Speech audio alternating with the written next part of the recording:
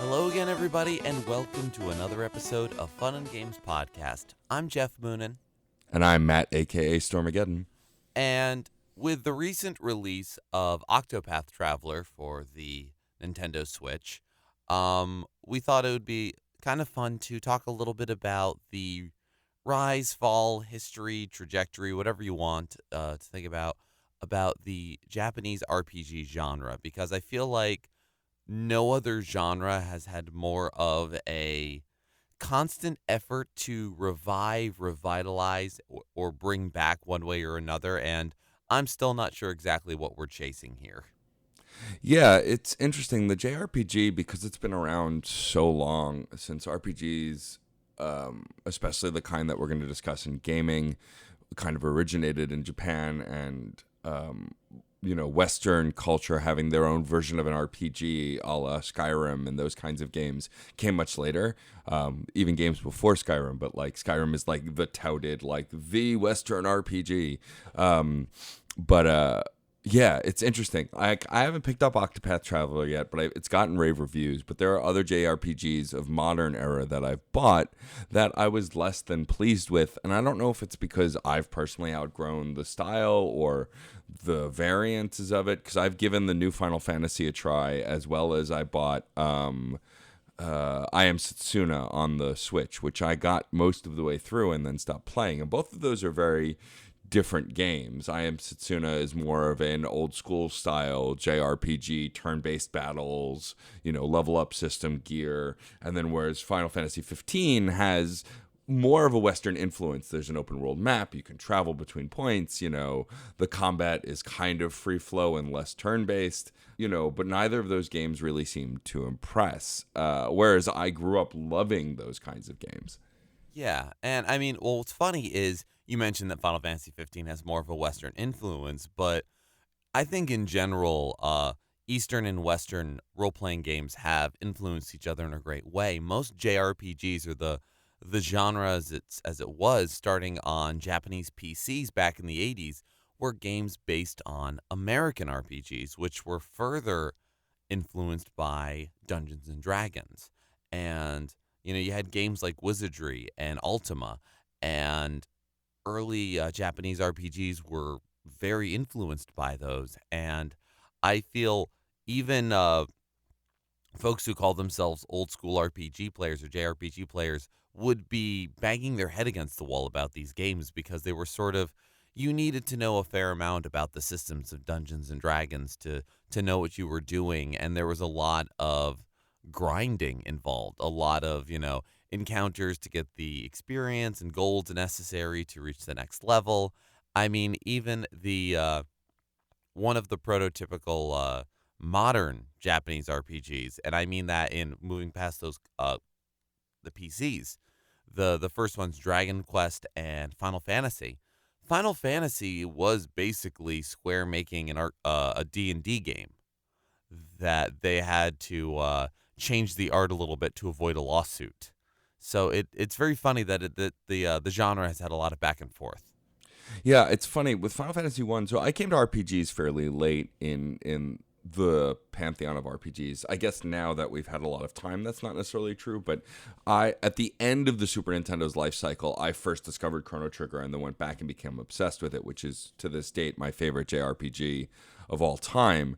But after playing Chrono Trigger and Final Fantasy VII, both around the same time, I then tried to go back and play Final Fantasy 1 much later and couldn't do it. Like, I got frustrated because it had the Zelda problem or bonus, depending on how you look at it, of there's no clear guidelines. There's a little bit of storyline, but for the most part, you're on your own to figure out what the hell to do and where to go.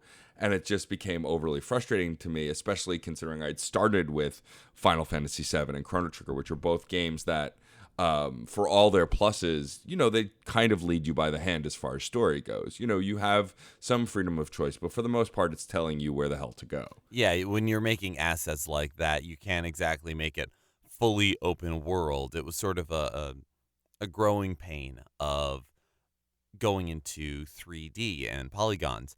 The original Final Fantasy, definitely had if you just pop the game in and turn it on, you're like, now what? Yeah. But if you got it back in the NES era, because that was my first Final Fantasy, and I had it for the NES, and it wasn't like we bought it used or I collected it later in life. Like we had it when it was a new thing. It came with so much supplementary material. It Ah, it came with, if I'm remembering correctly, two full charts that you could fold out. On one side was a world map. On another side was a listing of all of the enemies in the game. So you could see pictures of them. You could see their HP. You could learn some of their attacks. So this is why so many people knew about Warmech, the sort of first super boss that only appears on one bridge in a late game dungeon. It's harder than the final boss. It has like a 1 in 64 chance of appearing, but it's sort of that like beating Warmech is an achievement. yeah. And you could find out about that. Another chart was like a graph showing you all of the weapons and armor and which character classes could use them. And the other side was all of the spells and the same. It came with a, if I remember correctly, something like 64-page instruction book that not only would talk about the classes and the mechanics of the game, it also was a pseudo walkthrough for the first, I would say, third or so of the game. The way the world map is set up, you have a southern continent that has a big inner sea, lake, whatever you want to call it, and then stuff that's up higher, like northern continents that were more like islands and straits. And you would get a boat to sail around in pretty early in the game, but you were trapped in that inner ring. So you could only go to ports that were there, and it was like, all right, so you do this quest, and then you get over here, you get the boat, you do that, and like it zips you around, it lets you know where and what, and there was a bit of a chain of a quest, like you get this item to give to this person to get that person, then you get the mystic key, which opens up all of the treasure chests, which has the last piece of the quest where you give dynamite to one of the dwarves who wanted to make a canal. And once that canal happens, you can leave that inner sea. And from there, the instruction manual is like, and have fun exploring Final Fantasy.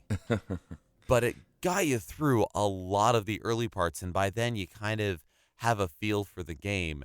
And in the same way that, like, there are a lot of games now that, okay, it seems open world, but you can't quite go everywhere. You'll see where you can and can't go. From there, it was pretty good at that.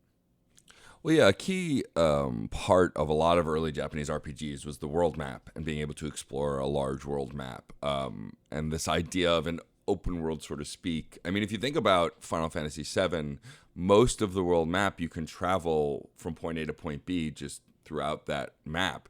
And you can get into fights and all of that stuff. And so it was a very interactive, open space to play in, whereas later games changed that up. I mean, the traditional JRPG kind of started with in this generation that we're talking about, the early generation, you know, it was turn-based battles, there was a world map, there was exploration, puzzle solving, character recruitment. And what was always interesting to me about those early RPGs, I mean, so we can't talk about JRPGs without talking about Squaresoft or Square Enix as they are now, because they are and were a juggernaut of that genre. And what's funny is, besides Seven and Chrono Trigger, one of the biggest and most influential RPGs on my life was when, back in the day, when Square Enix was partnering with Nintendo and did Super Mario RPG. Super Mario RPG is one of my favorite JRPGs because it takes a story in a world that I knew, added fun new characters, and then created a dynamic that pretty much persisted. This idea that Mario and Bowser were uneasy allies when they had to be, and that they weren't actually enemies. It was just part, you know, it was that dynamic that every hero needs a villain, which we explore later in movies like Wreck-It Ralph. You really got a sense of that in that game, and the story writing was very interesting. And then the new characters they created, like Gino and Mallow, were really, really deep characters. They weren't just thrown in to fill out your party. Yeah. People are still calling for the return of Gino. Right, exactly. We want him as an assist trophy in Smash Brothers. The idea that Square Enix was able to do these massive partnerships, and then they were quiet for a while on giant partnerships, and then Kingdom Hearts became a thing, which is also considered a JRPG, even though it has more of an open battle system like Zelda. But that makes the world of Final Fantasy and Disney. And this idea that now as we go into Kingdom Hearts 3, which is coming out early next year, hopefully January, Disney now owns a lot more properties like Star Wars and Marvel. And so like the idea that maybe these other franchises may show up in Kingdom Hearts because they're all part of the Disney brand is exciting and a little overwhelming. But Square Enix has always had this knack for bringing worlds together and creating a livable space that you really invested in. Like, while Kingdom Hearts story was a little contrived, once you kind of understood the world you were in, it was really fascinating, and there was a lot of really cool timey-wimey stuff going on. Oh yeah, absolutely. And it's funny because you mentioned that Kingdom Hearts, like the gameplay's changed, but you can still call it a JRPG. I find JRPGs to be a very interesting genre in that there's only very broad strokes as to what it actually is. But everybody has their like ideas of what is and what is not. And it's one of those things where it's like, I can't describe it, but I know it when I see it. And there again is that evolution of a genre and ideas from Japan coming to America and America going back to Japan and Europe as well and Australia and many other game making nations as well. So there's this interesting exchange and growth of ideas.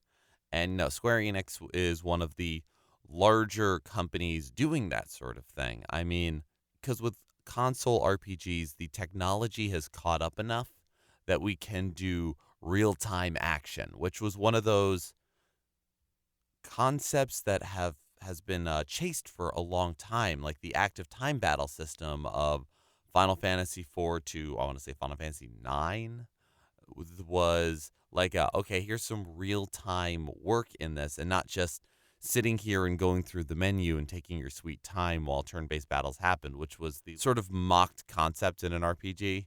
It's like, come on, this is a fight. Okay, now we gotta stop. Let me decide. Am I gonna cast a spell? I'm gonna do an which is a relic of the Dungeons and Dragons experience. Anybody who's played Dungeons and Dragons knows how a 12-second fight can take 45 minutes. Because it's a lot of hurry up and wait. A lot of hurry up and wait, a lot of making the optimal decisions. Right. For me, that always makes me think of Final Fantasy Tactics because that game did that wonderful mechanic of anytime you choose an action, it gives you like, I don't want to say a preview, but it kind of does. Like you select an attack, you target the opponent. It comes up, it gives you the base damage that it will probably do and the percentage of your accuracy. So you can be like, I don't know if that's doing enough damage. That's not going to finish it off. Can I do something better? Let me try using lightning. Oh, lightning heals them. Let me do ice. Oh, there we go. Let's use ice on it. And so now that we're real time, it's kind of like, well, is it still an RPG? Well, it is still a role playing game. Yeah, I think that Japanese RPGs are more defined by where they're made now than the content within them. You know, the idea that the reason the Todd Howards of the world are making Western RPGs is because they're based in the West. They're based in the U.S., whereas a lot of these other RPG companies are based in Japan or overseas, and so they are considered within that realm. I mean, because combat and gameplay style, even storytelling, has evolved since the Super Nintendo era and the PlayStation era.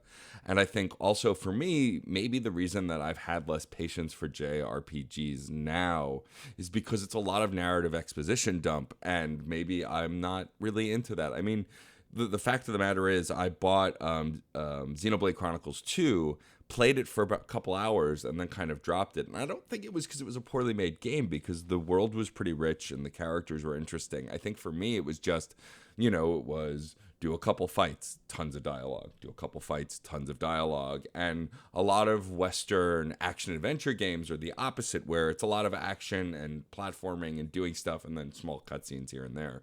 And so I think I was just looking for more doing and less watching, which there tends to be a lot of watching in JRPGs. I mean, famously, I think it wasn't Xenogears. It was one of the, Xenosaga, I think. Xenosaga for the PlayStation 2 infamously had a half-hour cutscene before you could play anything. And that was because this was a new series that they were starting that they wanted to give you all of the background on, but because of that you had to sit and watch a cutscene for a half hour, which I immediately lost interest in because it's like, I want to play, I want to do things. Yeah. But also, while some RPGs have veered more towards the action side of things, others have veered way more towards practically being visual novels. And there are choices and stats to be had, but it is entirely delivery of story. And I remember, the schoolyard arguments about video games and this and that and genres. And we would always go to the fact that, but the RPGs deliver such great stories. And it's funny that whether we as people or we as a medium have outgrown that idea of we can have text box after text box after cutscene after dialogue box to deliver the story, where we need something faster, or are we better able to telegraph the story through gameplay? I don't think so, not yet.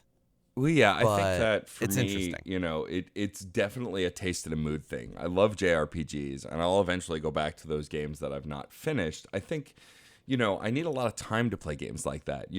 A lot of my video game playing these days is on commute to and from work on the train, and like to boot up an RPG, especially a JRPG on the train, I'll maybe get one fight in and then see some exposition, and then I've got to turn it off if I can even save it. Whereas if I'm playing an action platformer, which is what I've been playing a lot of lately, I beat a stage, it saves. I beat another stage, it saves, and then I turn it off. But, one of my favorite things about the earlier RPGs was the story, as you mentioned. Like, the reason Chrono Trigger is still one of my favorite games of all time is because of the dynamic storytelling of so many different characters. You had a main stable of X amount of characters. It's the first RPG, spoiler alert, this is a very old game, where the main character can die, and you can choose to not bring him back to life. You can continue the game without him. It had a variety of 8 endings based on the choices you made. And it was one of the earliest games that, even though there wasn't a moral system, your choices still mattered. If you did certain things at certain points in the story, it changed the outcome. And if you beat the game at certain points of the story, it changed the ending, which I always thought was really interesting. The fact that Glenn, who's a knight who's cursed to be a frog by another character that ends up joining your party, Magus, you could choose to kill Magus instead of recruiting him, and then Glenn at the end of the game is human again. Things like that. Which is what my wife did when she played through Chrono Yeah. Trigger. I didn't give her any spoilers, and she was just like, "Yeah, I didn't even realize you could recruit him. He asked for a fight, and I did it for a frog because I like frog's my guy. I killed him." So Yeah. But it's that kind of storytelling in games that does keep me invested, and it's why, it was also one of the first Final Fantasies I played, but 7 really enraptured me because it had the steampunk aesthetic. It seemed very modern, and that's what I thought all Final Fantasies were about. It wasn't until I went back and went through the Pantheon that I saw it wasn't the case. I've only very recently played Final Fantasy VI, and I love it. It's the closest storytelling to Chrono Trigger as far as style and humor and drama.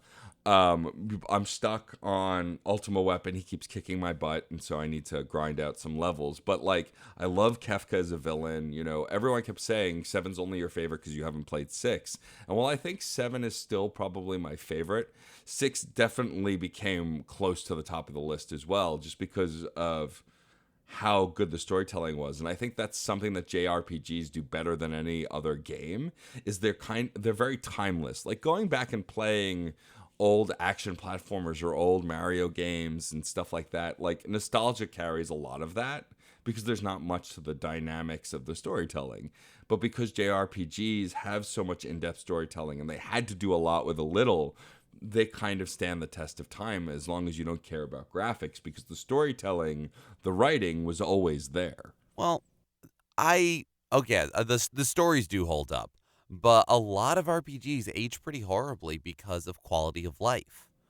I mean, the same thing is, you went back and played the first Final Fantasy. Even if you had the instruction manual with you and everything, the first Final Fantasy is very bland as far as story goes, Yeah. because it was the most exciting story that had been written for a game at the time. And it was a big deal that you could see your characters in battle. Stuff like Wizardry and Dragon Quest, it was first person view. So it's like, oh my goodness, look at how much of the battle I can see. And there was a lot of grinding. Sometimes it wasn't about strategy as to whether or not you could defeat this boss. It was, can you tank the hits until you can do enough damage? Or would you be able to survive some of their instant kill spells? Because those were a thing. It was very cutthroat. And nowadays, whether you want to be like, oh man, RPG players have gone soft or whatever, but Final Fantasy, as much as I have great nostalgia for it and have some of the remakes and love going back and playing, it's, even though it's the first Final Fantasy, it's not the one I would recommend people start with because all of those changes have been made.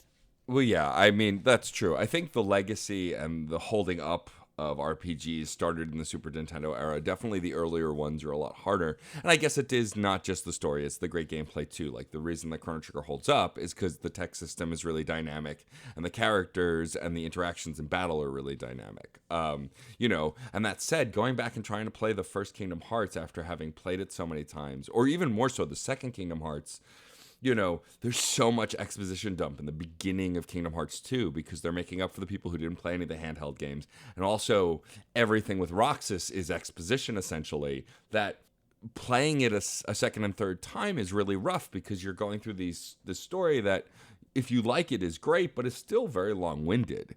And that can be really difficult for a lot of JRPGs. I think the reason I got as far as I did in Eye of Setsuna, which is a modern one, but based on the old school turn-based, is because the story moved fairly quickly and fluidly.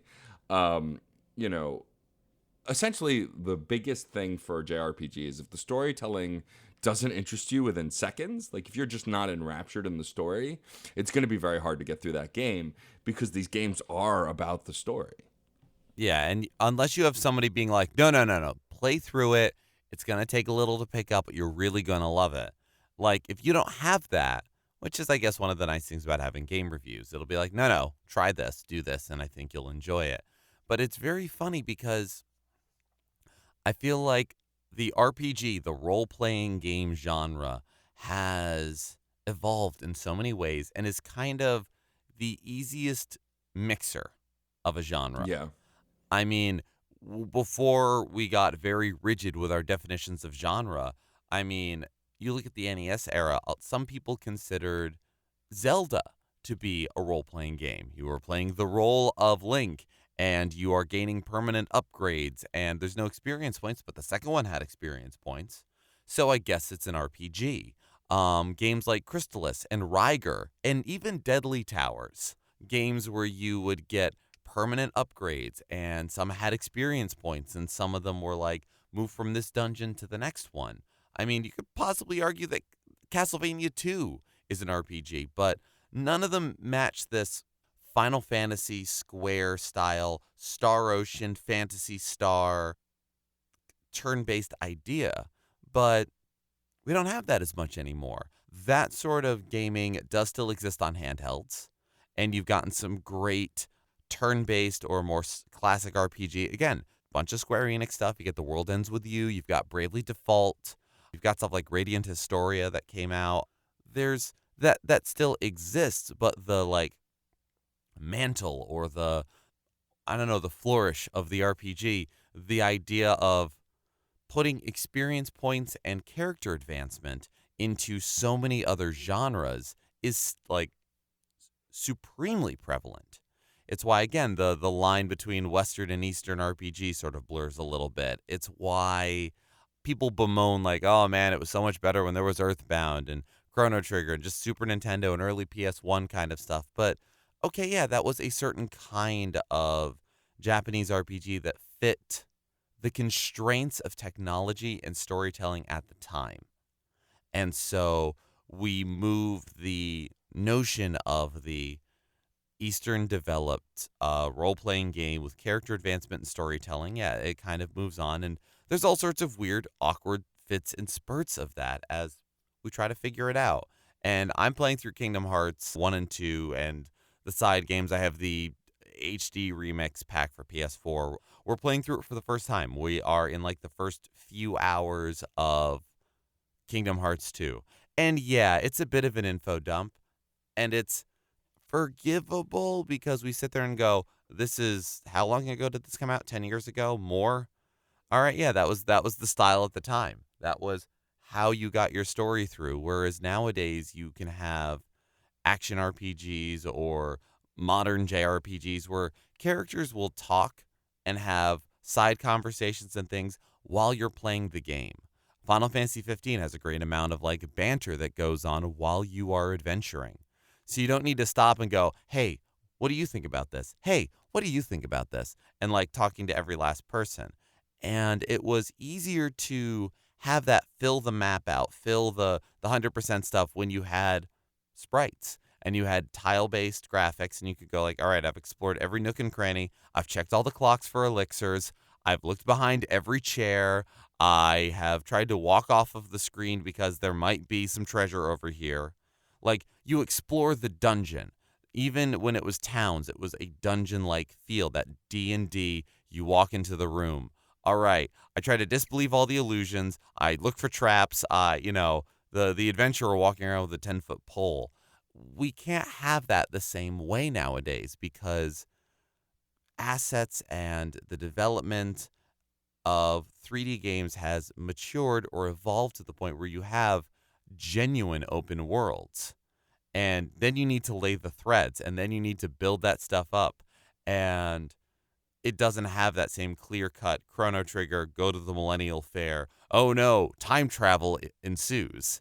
It's a little harder to do while still feeling like a living, breathing world, which people clamor for these days. Yeah, I think that at the end of the day, what I look for most in my JRPG is a good story, combat, and mechanics that are easy to learn but difficult to master. I think that one of the reasons I go back to 7 so much beyond the story is because the materia system was unlike anything that had existed before. This idea that your character, there's no such thing as a healing character. I mean, most people considered Aerith to still be the healer because her limit breaks had healing and status buffs.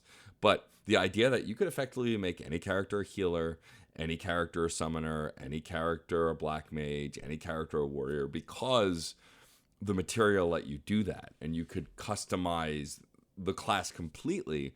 Whereas then, like 9, just a few years later, everyone had a class and they could only learn certain things. And like this idea that you can really define an RPG however you want, like you have this freedom because of the groundwork that was laid to do whatever you like. Like my first time playing Final Fantasy VII, I was terrible at it because I just didn't understand how to work the materia and how certain armor pieces were linked and all of that stuff. But then upon multiple playthroughs, I got really a knack for customizing and deciding which characters were going to be what role and, mixing some stuff up, making sure every character had some way to heal just in case someone went down, stuff like that. Like, I enjoy that about the JRPG the most, is that most of them give you an overly customizable experience. Because you have an interchangeable party or just a lead character who can learn a whole variety of things and you could decide what to focus on. Like the reason Sora is such a great character for Kingdom Hearts is because he essentially is everything. He's a warrior, he's a mage, he's a healer, and then you can have Goofy and Donald focus on different things or whatever you want. They're a warrior and a mage, but like they can focus on healing or damage or whatever based on what you do with your lead character, which I also thought was fascinating. Huh. Yeah, we always just pick fighter stuff for Sora. Right. Sword. I mean, because he'll always be best with the Keyblade, but the fact that you can cast spells and you can heal yourself, also you can't always rely on Donald to heal you at the right time. Yeah, he never does.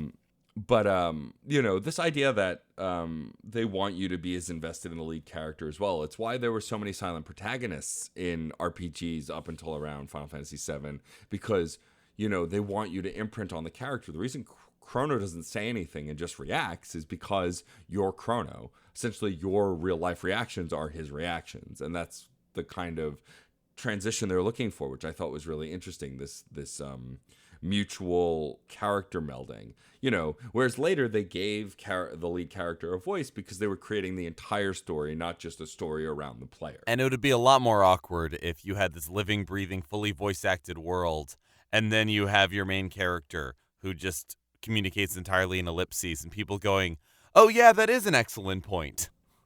You mean like Zelda? Pretty much. every Zelda game Well, because yeah, and we're running into that, and Breath of the Wild did a great job of just kind of letting it be. But yeah.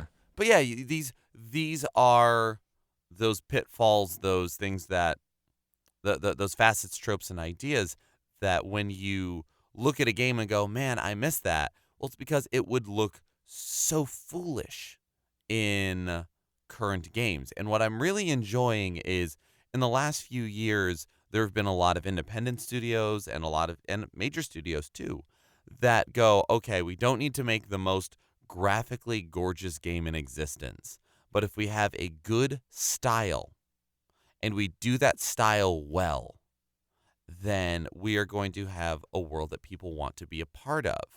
I'm thinking of the Ni no Kuni series, which I haven't gotten into yet.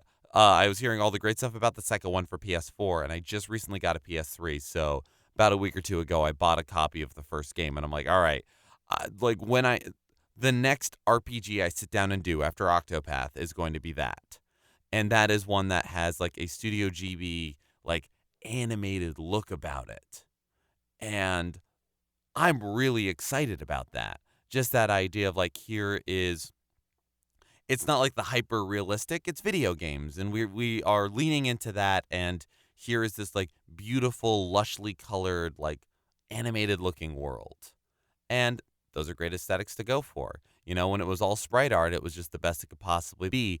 And now we are trying to do throwbacks to that and be like, oh, what was really good was when it was just, 16-bit looking and sort of a top-down thing. I mean, an Octopath Traveler has a sort of HD 16-bit look to it. And playing through the demos, that was something that struck me and I really loved. But it borrowed the consequences of stuff like Chrono Trigger and a lot of other games. I'm also interested in seeing in how, because this is something we haven't talked about yet, I'm interested in how pure of an RPG experience it is in like the battle sense, because I mentioned before RPG is like the genre that like mixes so well with so many others, and conversely, RPGs are a game that you will never find more genre roulette and mini games going on. Like, what defines an RPG? You can shove so many other mini games and genres into it, and you'd still call it an RPG. There it is. You can have gambling in it. You can have a dating sim. You can have racing games. You can have, there could be one that's basically a fighting game. There's some rhythm game stuff. Do a dance contest, and all of those. And that's allowed certain series to really lean into getting a whole other genre into it. Like, a lot of people go, Persona is a high school dating sim JRPG. And I think that's a pretty accurate description. But it's not mini game driven in the same way. But that's where they've like fully taken it on. But something like, well, as you mentioned before, Super Mario RPG. There are so many mini games in that game. There is a minecart level. There's jumping the barrels to get the coins. There is running up Booster Hill. There is the Beetle Game Boy game. There's the Beetle Game Boy game. Oh my gosh, that's right. Yep.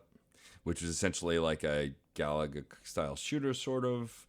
Yeah, I think that it's always been interesting that, because Final Fantasy has always done this as well. Like, there was a card game in 8 and 9, right? Yes, there was. And they brought it into their MMOs, and yeah.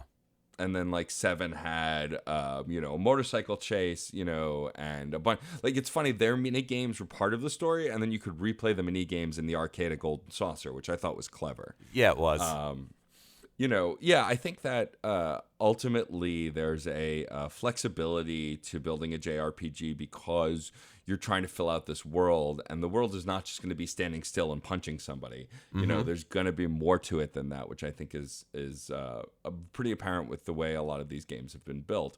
I mean, I haven't picked up Octopath Traveler yet, only because, again, I've been not playing as many RPGs lately, but I am interested in it because of the branching storylines, and it sounds like the closest thing to Chrono Trigger that I'm going to get as far as like a spiritual successor. But I think that we need to keep in mind also that there was this lull, I think, in, when the first person shooter was on the rise and a lot of Western RPGs like Mass Effect and Fallout were coming out that incorporated RPG elements into shooting games. There was this kind of low-level hate for JRPGs, I think, just because they seemed slower paced and less skill-based, because Twitch gaming was considered to be the new skill in gaming. And so I think it's interesting how now there's such an overlap and melding of all of this stuff. And like companies like Square Enix, who were predominantly known for making RPGs, have now been making action platformers and other games. Like they own the Tomb Raider franchise now and been making very successful new Tomb Raider games. And this idea that there's no specifics to how a game company has to operate and that you don't have to just make one kind of game. I think Square Enix will always still be associated with JRPGs more than anything else. Well, yeah. But this idea that you can branch out and let these different things influence each other as well. Yeah. The funny thing is, I feel JRPGs as a genre is one that has a great deal of resiliency and flexibility. Whereas we've talked about genres in previous episodes, and things have like a rise and a fall and a heyday and this and that. And you're right, like there was a definite period there when first-person shooters, when Twitch gameplay was definitely the du jour, and it still exists. I mean, look at esports, like that's. Yep. But if you want to tell me that there isn't skill in your menu management, in resource management, in all of that, you've never seen somebody who's really good at the game just playing through it. It was one of the last times I played through Final Fantasy VII was playing through it with a couple of friends, and we Twitch streamed it. And it was the sort of thing where other folks would play the game, but they were like, no, Geoff, you hold the controller, you play the game, we're all going to commentate and have fun. But oh my God, does the game go like 12 times faster when you're holding the controller? Because I know where all the menus are. I know how to work the materia system. I know how and the entire time I can do it. I can just go, so what we're doing is we're setting this up. So if you set up multiple fire materia or any materia on one character and link different materials to each of the different fire ones, every time you cast that spell, all of them go off. So I'm going to set up this massive combo here and whatever else. So I'd be remiss though if I didn't bring up one RPG franchise though that most people probably don't even consider an RPG, even though it obviously is and has fairly been unchanging. We've been talking about evolution of gaming for a long time. If you look at the Pokemon series, Pokemon is clearly an RPG. The pocket monsters are characters that you train, level up, learn skills, heal, blah blah blah. But it more or less from the Game Boy to now has not changed. Like graphically, it's gotten better. There have been more Pokemon. There are more things you can do in the game, but it stayed consistently, for the most part, a top-down RPG where you collect Pokemon and battle each other. That's it. And yet, there's been so many changes to it. Right. But this idea that you can keep the base system the same and just evolve within it and still have so much room to grow is a trademark of the JRPG, that you can keep the same basic framework and still continue to expand it in different ways within it. And then, like, even now we're going to get Hey You Pikachu and Hey You Eevee, which is an evolution in the Pokemon gaming because it's taking Pokemon Go and incorporating it into a more traditional RPG top-down style, but the battle system may be pulled from Go. Like, that's just really fascinating to me when you look at Pokemon over the years, and that at a glance from screenshots, besides the graphics changing, you'd go, oh, it looks the same. But it really isn't. The fact that so much of it has changed within the mechanics and how you evolve the Pokemon and like the mega forms of Pokemon and all this other stuff. And you talk to people about the meta of battling. Between new typings, it's easy to forget that there wasn't a split in special and physical moves within types until the 4th generation, until Diamond, Pearl, and Platinum. Before that, like, all fire type moves were special. All fighting type moves were physical. So if you had a physical fire attacker, they were kind of SOL. I'm thinking of Flareon. But they split that up. And so there's so many quality of life changes and gameplay shifts and sophistication of the battle system that if you play X and Y or Sun and Moon now and like, oh yeah, well, it hasn't evolved that much. And then you go back and play Red and Blue. Even Fire Red and Leaf Green, you realize how much while maintaining its shape, it has evolved to fit the market. It has evolved to fit the state of games. And that's what a lot of different series have done. Long runners have to do that. Final Fantasy has always been a series about trying, whether or not they succeed is up for debate, but trying to push the RPG genre. Yeah. Final Fantasy VII was a huge coup of things because of storyline ideas that happened and all of the 3D assets that they did. Whereas, newer series coming out, they don't feel like old school JRPGs because they never were old school JRPGs. They don't have years of nostalgia to build on. So, in much the same way that like Mario games are fundamentally the same and yet so very different from release to release and over the decades, older games with newer releases can do that, whereas newer series have to, again, RPGs are very resilient. They, like a tree growing to suit the environment around it and always get to light and always get to where it can most flourish. Games like Nier, you couldn't necessarily do a full demake of Nier and make it an NES game, but it is a definite JRPG and one that suits the modern landscape. Yeah, handily. As always, we want to know what you guys think about JRPGs. If you have favorites, I have said, and I will restate just to do as we always choose our favorites from a genre. I've made it very obvious what my favorite is, but I will restate. The Chrono Trigger is one of my favorite RPGs of all time. A, because it was one of the meatiest, earliest ones I got, but I think also because as I go back to it over the years, I'm still finding new things because it has so many different endings and so many characters and so much stuff to find in it. It always feels fresh to me. And the New Game Plus feature, of course, which allows you to replay the game with your old characters and continue to level them up and continue to build on them, was one of my favorite features in games that a lot of games don't really have anymore, which is a bummer for me. But that is easily my favorite RPG of all time. There are others that have come close, but Chrono Trigger will always be number one for me. Whereas I have a multifaceted answer, and these are all games that I've spoken of in the past. I would say probably one of my favorite RPGs, period, is actually Crystalis for the NES. That is a game that I pop in every now and again and will just spend an hour and a half and beat it. It's one that can, if you know what you're doing, you can beat it in a single sitting. If not, it will take weeks. But I know where all the stuff is, and it's just fun to play through. Another is Final Fantasy Tactics. That's another one that I can just dive into and just do all weird challenges and wild ideas. And there's a lot of customization involved in it. And I love the setting and I love the characters.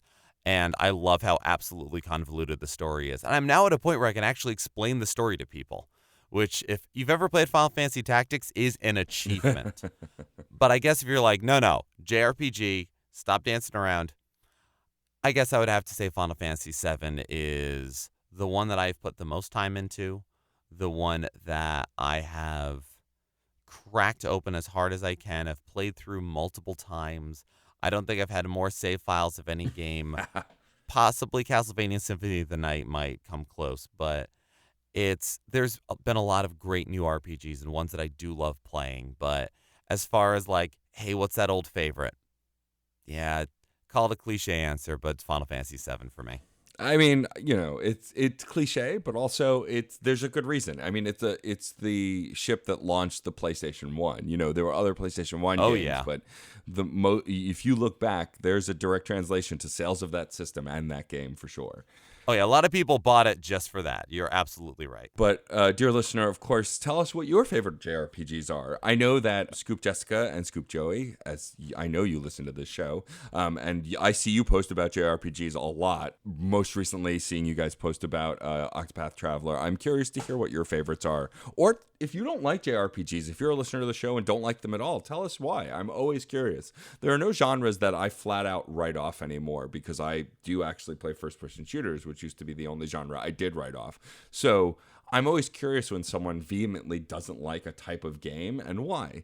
It's always interesting to me because there are usually really good reasons, and certain things that me and Geoff may love, you may hate about those types of games. And so I'm curious to hear that as well. You can always write to us at funandgamespod at gmail.com. We're on Twitter. We're on Facebook. You can comment on the postings on our Libsyn site as well. We always love to hear from you guys. Please, if you have a chance, write us a review on whatever podcasting tool you use, whether it be iTunes or something else. It helps us to get featured and for more people to listen. But again, it's always a pleasure to chat for you guys. I think we're going to be doing some more genre dives as we go into the near future, because there are a lot of retro-ish games that are coming back. And so I think it's a good time to talk about these different genres that we have not covered yet on the show. So as always, thanks for listening. Absolutely. Thank you so much for listening. Let's keep this wonderful conversation going. I'm Geoff Moonen. And I'm Matt, a.k.a. Stormageddon. And happy gaming.